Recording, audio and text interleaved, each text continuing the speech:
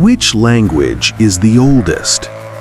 For as long as humans have existed, we have carried a question that reaches deeper than time itself.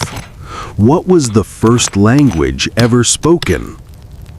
It is a question older than civilization, older than writing, older than every empire that has ever risen and fallen.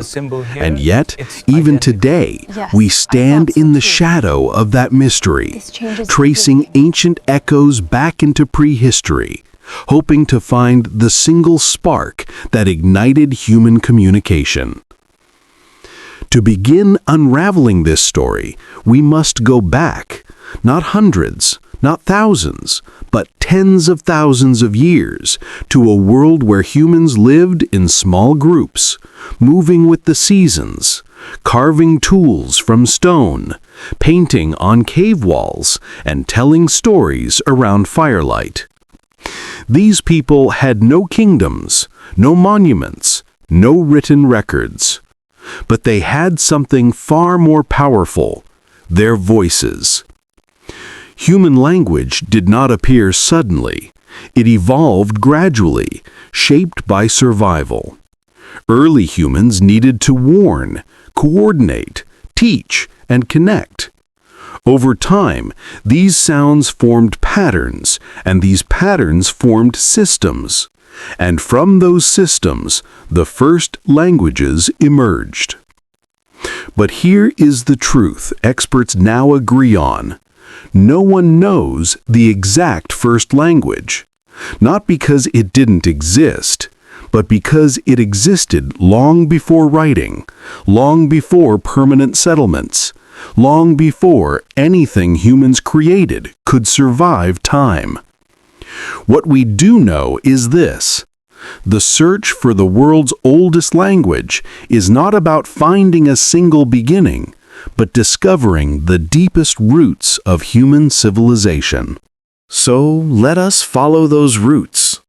Our journey often starts in Mesopotamia, home to the earliest writings ever discovered.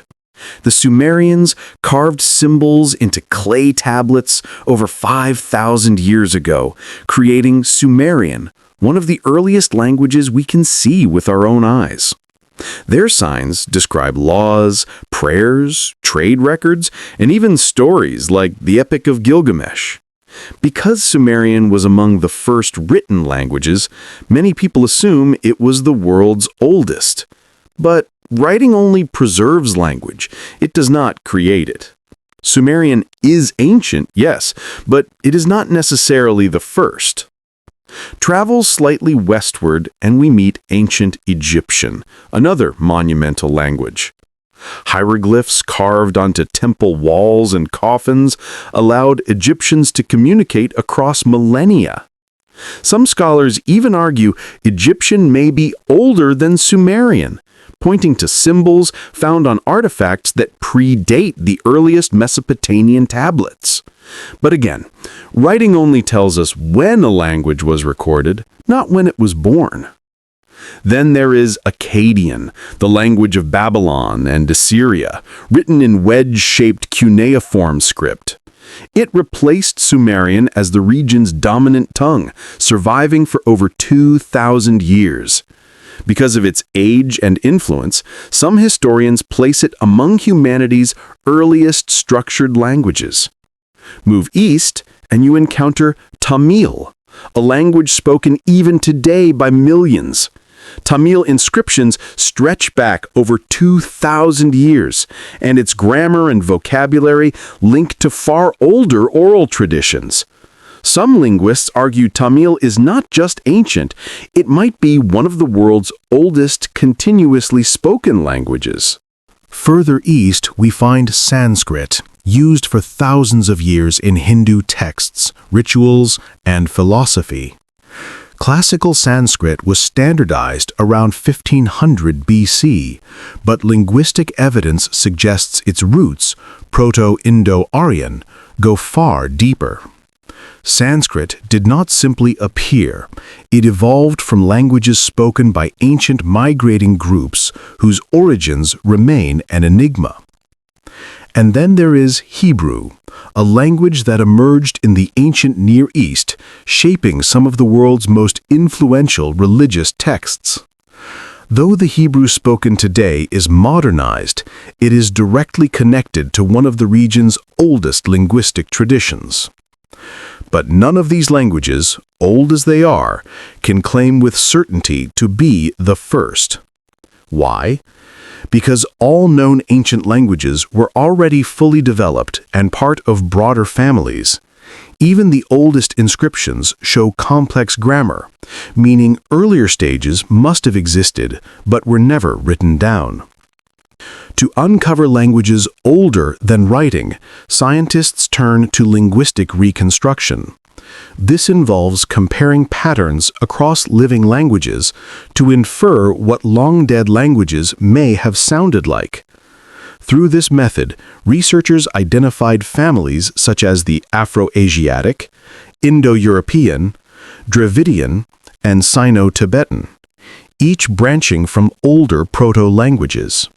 For instance, Proto-Indo-European is believed to be over 6,000 years old. Proto-Afro-Asiatic may be more than 10,000 years old. Proto-Dravidian may date back even earlier. These proto-languages were not recorded, but they left clues in the languages spoken today. By comparing thousands of words, researchers reverse engineer older ones. It is as if we stand on a linguistic archaeological site, carefully excavating buried structures from fragments left behind. But even these proto-languages were not the beginning. They had parent languages too, lost in the darkness before writing. Some scientists argue that all human languages might trace back to one ancestral mother tongue spoken by early humans in Africa over 50,000 years ago. They call this idea the mother tongue hypothesis. According to this theory, when humans migrated out of Africa, their descendants carried variations of this original language to every corner of the world. Over tens of thousands of years, those variations transformed into the thousands of languages we know today. But there is no written evidence for this ancestral tongue. No inscriptions, no symbols, nothing that survives except the structure of modern languages. This makes the oldest language not a name, but a concept, a distant ancestor reconstructed through patterns. Another approach looks at click languages, spoken today by groups in southern Africa. These languages contain some of the most ancient phonetic features known in human speech. The San and Khoi peoples speak languages with complex click consonants that may represent some of the earliest forms of human vocal expression. Some linguists argue these languages may hold clues to humanity's linguistic origins. Still, we cannot say with certainty whether click languages are direct relics of the first language, or simply retained ancient features that others lost. As we search deeper, the question becomes more complex. Linguists debate endlessly, historians offer competing interpretations. Archaeologists uncover new clues every decade. Each discovery rewrites a part of the story, but never the full story.